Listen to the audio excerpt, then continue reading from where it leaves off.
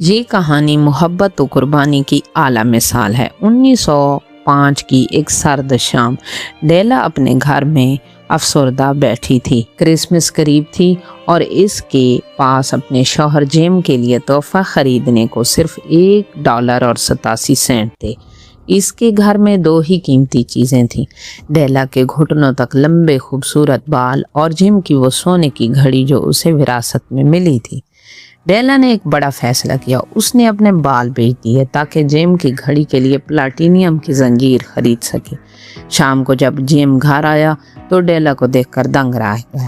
جیم نے ڈیلا کو اس کا تحفہ دیا، قیمتی جڑاؤ کنگھیوں کا ایک سیٹ، جنہیں سجانے کے لیے اب ڈیلا کے پاس بال نہیں تھے۔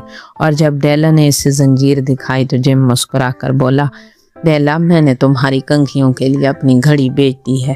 ان کے تحفے اب بیکار تھے، لیکن ان کی محبت بے مثال تھی، اور یہی دنیا کا سب سے بڑا تحفہ ہے۔